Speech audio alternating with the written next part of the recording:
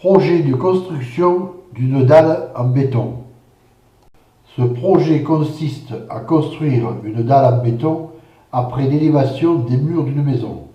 C'est donc pour couvrir ces 4 alvéoles que cette dalle sera élaborée, constituant ainsi le plancher des combles avant la construction de la toiture. Les poutrelles treillis seront de différentes longueurs en fonction des cotes de vide dans chaque alvéole. Je disposerai, après étude du plancher, la première poutrelle à 9 cm du bord du mur de la première alvéole. Je disposerai ensuite les autres poutrelles en tenant compte de l'intervalle correspondant au ourdi, c'est-à-dire 48,5 cm. Le dernier ourdi reposera ainsi d'environ 2 à 3 cm sur le mur opposé. Ces dispositions permettent ainsi de minimiser le nombre des poutrelles portant sur les linteaux. Ici 3, mais sans ces précautions, il y en aurait eu 4. Et 3 ici. Les poutrelles des autres alvéoles sont disposées de la même façon, assurant ainsi une continuité.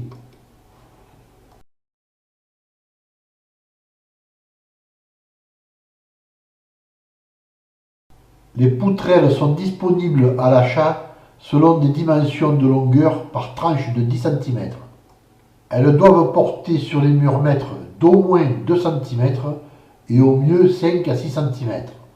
Ainsi, la dernière alvéole ayant un vide de 415 cm, les poutrelles devront faire 420 cm et les portées sur les murs ne seront que de 2,5 cm.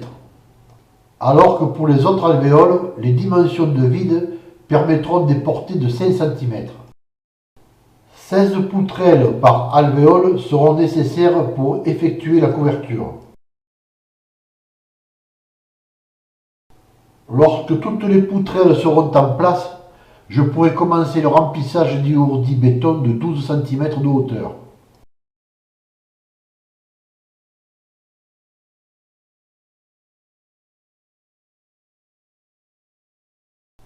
Comme prévu, les ourdis de la dernière travée reposent d'un peu plus de 3 cm.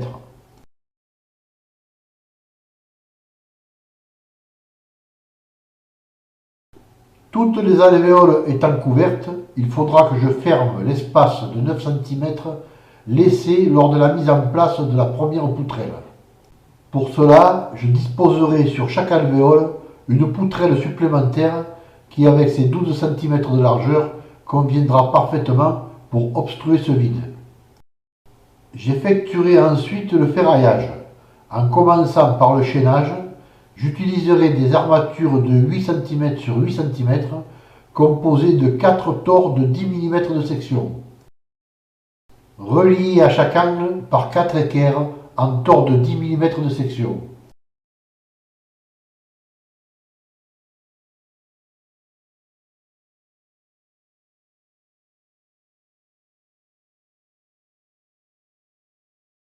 Je ferai de même aux intersections des armatures du chaînage des murs mètres et des murs de refend.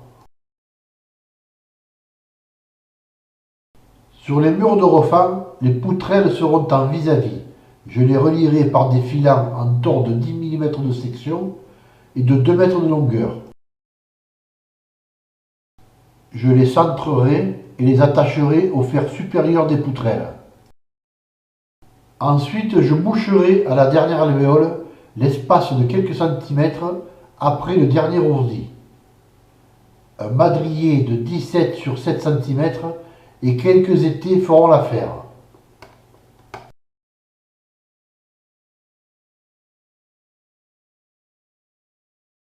Je collerai ensuite sur tout le périmètre les planelles comportant un isolant pour couper le pont thermique.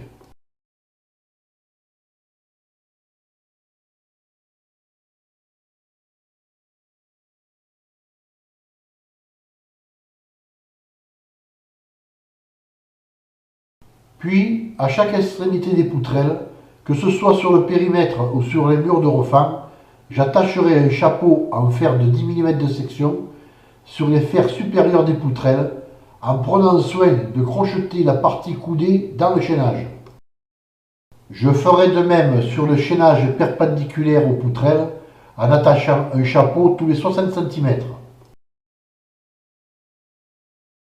Puis enfin, par-dessus tout cela, j'attacherai les panneaux de treillis soudés de 240 sur 420 cm ayant des mailles de 20 cm de côté et 6 mm de section.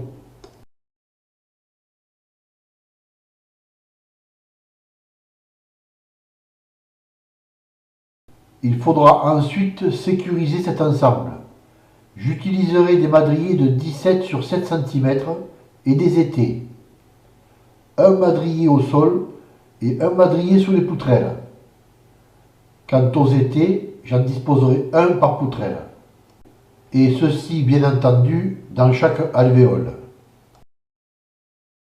Arrivé à ce stade, il ne restera plus qu'à commander le béton et la pompe et couler la dalle. Pour plus de détails, rendez-vous sur les blogs bâtir-sa-maison.net ou bâtir-sa-maison-overblog.com.